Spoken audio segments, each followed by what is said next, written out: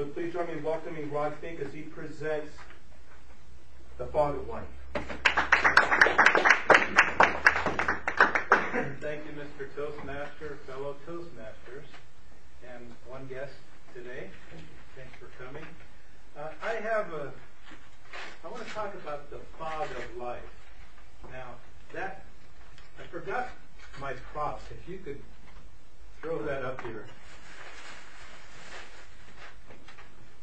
Okay. A football.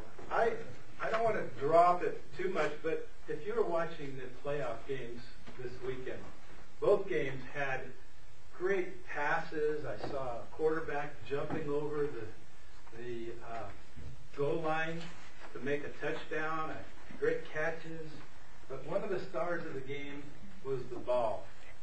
And one of the things that makes football so interesting is the way it bounces. Have you ever noticed when somebody drops a ball, they call it a fumble, it starts bouncing this way and that way, and some guy will go to grab for it and it goes that way, and another guy jumps on it and jumps out, and maybe 5 or 6 guys will try to get this ball, and it's really like a comedy to watch how this ball is the show itself.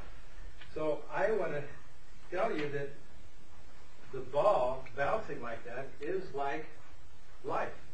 We have so many things that we encounter in life. We think we have a good grasp on it, and the next thing you know, something is happening that is out of our control. We like control, but there is no way to have full control in life. I have experienced so many different ball bounces, so to speak. It's going through the fog of my life. I've experienced bankruptcy because of a dumb mistake. I experienced going to war, getting cancer from that war. I have had a wife that had cancer and is 15 years in remission. I've had, a grandson that was born with spina bifida. So in our lives, we all probably have a story, a little list of things that have happened to us. And this is what I'm referring to as the fog of life. Now, this term, I originally wanted to call this the fog of war, but being from a war and everything, I don't want to just be talking about war all the time, although war really affected me tremendously. But the fog of war was a term that was given about back in the days of Napoleon. One of the military analysts said 75% of the things we encounter in war, and I'm going to change the word to life, so it means about the same thing. 75% of the things we encounter in life are unexpected, unknown, things that we didn't prepare for, and we really can't in every case. There are a few things you can do, but there are things that happen. And I'll use the term stuff happens because, and that's probably a jargon, which I'll probably get dinged on the speech, but it's better than saying the other S word, that stuff happens to us. We have these things happening to us all the time. There was a big fog that happened in 2007. They call it the Fresno fiasco. They had an accident. People got into this fog and they started slowing down because of the fog, and guess what? The people behind them didn't slow down. So it was one car after another, boom, boom, 129 cars in this accident. And they have pictures of it on the internet. You know, some cars jammed up underneath semis with, big gasoline trucks, and there's a car underneath it. Things like that. There was probably some kind of ability to avoid it. If you had been smart, you probably wouldn't drive 75 miles per hour in a fog. So some people could have avoided that accident, and other people were just plain old dumb. I remember in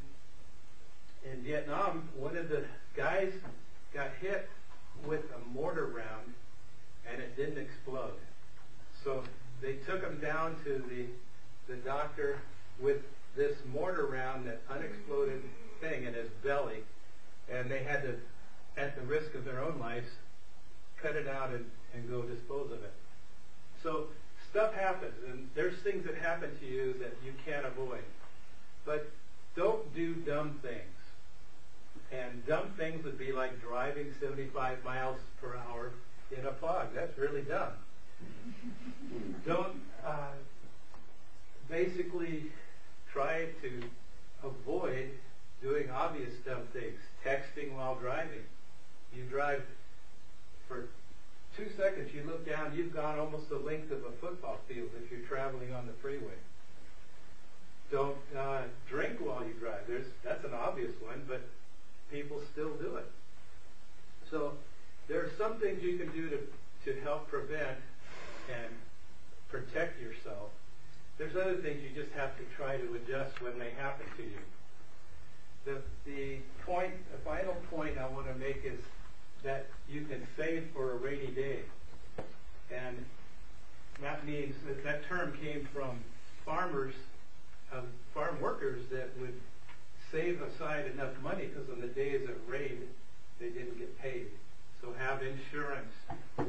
Anticipate that these things will happen.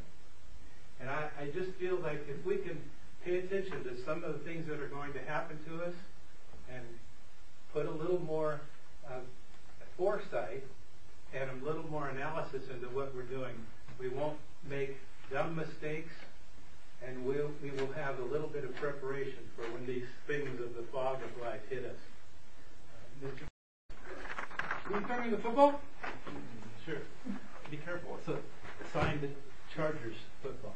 It's a pretty good way to get the audience's attention. I know that wasn't your intention when you gave the speech initially, but I think for your introduction, that would have really grabbed the room. If you had maybe talked to Christopher ahead of time and been like, Christopher, can you check this up? You did a great job checking it up for you. And that would have really gotten the audience's attention. I'm not as good at throwing the football. Good thing you didn't ask me. So that would have been a great way to start. Your introduction was a little shaky because you left your prop. So I think that would have been a way that you could have started the speech intentionally, and it would have been very effective. Your point was very clear, which was that 75% of things in life are unpredictable. And you got that from the fog of war and that sort of philosophy. What I wish you would have done in the speech is really maybe gone in a little bit more on that point. And I know you don't necessarily like to talk about war, and that's certainly understandable, but for this particular speech to have the impact that you would want it to have, if you would have spent a little bit more time focusing on where that point came from and maybe a personal story on your own part of how that affected. That being said, the stories that you did tell, like the idea of a list, the different things in your life that impacted you, that was very effective in communicating your point. But I think if you would have taken a little bit more time and focused on those stories and maybe one specific story, that could have really nailed your point and made it a little bit more clear. Now, you did use the word stuff, and I wouldn't have actually said anything about using the word stuff. To me, it's a word choice. Some people like it, some people don't. Some people would consider it a filler word, some people wouldn't. I wouldn't have said anything had you not gone on about it and talked about how, that would be considered a jargon word. You might get dinged for it, and thank you. But you might get dinged for it or something like that. That time that you spent talking about that was probably 15, 20 seconds, but that 15 or 20 seconds could have been spent elaborating a different story or making a different point. So I would have maybe made a few different choices there. Overall, though, it's great. It was a good speech. You're really starting to improve, and it's great.